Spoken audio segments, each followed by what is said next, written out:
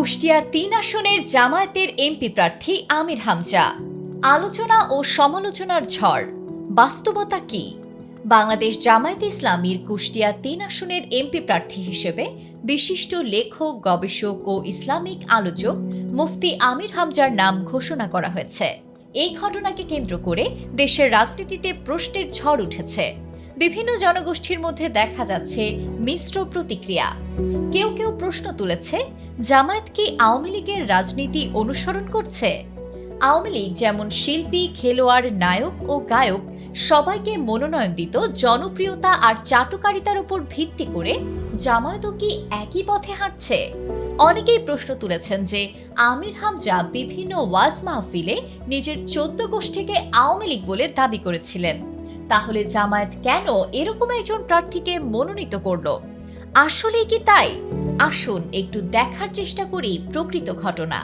এই বিষয়ে জামায়াতের কেন্দ্রীয় নির্বাহী পরিষদ সদস্য মোবারক হোসেন বলেন, আলহামদুলিল্লাহ, এই আসনের মধ্য দিয়ে বাংলাদেশ জামায়াতে ইসলামী 300 আসনের প্রায় অধিকাংশ আসনের প্রার্থী ঘোষণা সম্পন্ন করেছে।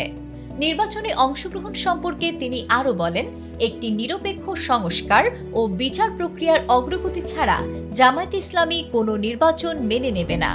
2018 বা 2024 সালের মতো প্রহসনের নির্বাচন আর দেখতে চায় না। আমাদের প্রধান দাবি হলো একটি নিরপেক্ষ কেয়ারটেকার সরকারের অধীনে যেন আগামী নির্বাচন সম্পন্ন হয়। তিনি আরও বলেন, আমরা যাকে প্রার্থী করেছি তিনি শুধু দেশেই নয়, আন্তর্জাতিক পর্যায়েও একজন পরিচিত মুখ।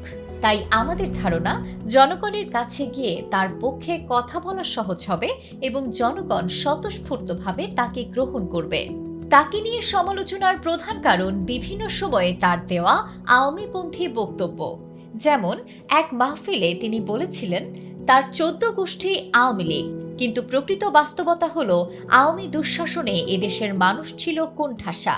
কারোরই মত প্রকাশের স্বাধীনতা বলতে কিছু ছিল না। আর এই কথা অস্বীকার করার কোনো উপায় নাই যে স্বৈরশাসক শেখ হাসিনার দুঃস্বপ্ন ছিল বাংলাদেশ জামায়াতে ইসলামী। এই কারণে আলেমদের তিনি একটু বিশেষ নজরে রাখতেন। আর যারা ইসলাম প্রচারকারী হিসেবে পরিচিত ছিলেন তাদের মধ্যে আল্লামা দেলোয়ার হোসেন সাইদি, মাওলানা মিজানুর রহমান আজহারি, তারিক মনোয়ার ও আমির হামজা ছিলেন সরকারের চক্ষুশূল। এছাড়াও তিনি জামায়াত, শিবির, হেফাজত বা চরমোনাই কোনো ইসলামপন্থী দলকে সহ্য করতে পারতেন না।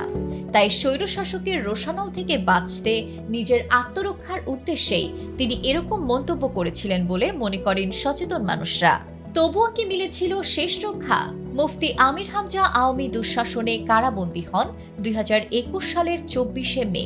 অপরাধ ওয়াজের কারণে ধর্মীয় অপব্যাখ্যা ও সন্ত্রাসবাদ প্রচারের জন্য। কিন্তু প্রকৃত সন্ত্রাস কারা ছিল? গুম, খুন, হত্যাকাণ্ড কারা ঘটিয়েছিল তা কারোরই অজানা নয়। যাই হোক, এরপর গ্রেফতারের 2 বছর 6 মাস 14 দিন অর্থাৎ 925 দিন পর 7 ডিসেম্বর 2023-এ কারামুক্ত হন তিনি। ঘণ্টার হিসেবে যা 1521 ঘণ্টা। তাহলে বাস্তবতা হচ্ছে, যারা সমালোচনা করছে তারা একান্তই ব্যক্তিগত অপছন্দ বা দ্বন্দ্বের জেরে অথবা অহেতুক জাতে ওঠার জন্যই সমালোচনা করছে বলে মনে করেন সাধারণ জনতা। মুফতি আমির হামজা জামায়াতের একজন রোকন সদস্য। রোকন হলো ভিত্তি, অর্থাৎ যাদের উপর ভর করে জামায়াত দাঁড়িয়ে আছে। আর এই রোকন সদস্য হওয়া এত সহজ বিষয় নয়। এর জন্য অনেক ত্যাগ স্বীকার করতে হয়। এছাড়াও দক্ষ, ন্যায়পরায়ণ, কুরআন হাদিসে পাণ্ডিত্য, সত্যবাদী এবং বিশেষত হক বা আমানতের বিষয়ে স্বচ্ছ থাকতে হয়। সুতরাং নিঃসন্দেহে বলা যায়, জামায়াতের রোকন সদস্য হিসেবে মুফতি আমির হামজা একজন যোগ্য এবং উপযুক্ত প্রার্থী। কুষ্টিয়া 3 আসনের বিগত প্রার্থী ফরহাদ হুসাইন নিজেই সেই অনুষ্ঠানে উপস্থিত ছিলেন এবং তিনি আমির হামজার প্রতি সম্পূর্ণ সমর্থন দান করেন। আর কুষ্টিয়ার আপামর সাধারণ মানুষজনও আমির হামজাকে পছন্দ করেন। তাই সকল সমালোচনা কাটিয়ে ভোটের রাজনীতিতে তিনি সফল হবেন বলেই ধারণা রাজনৈতিক বিশ্লেষকদের।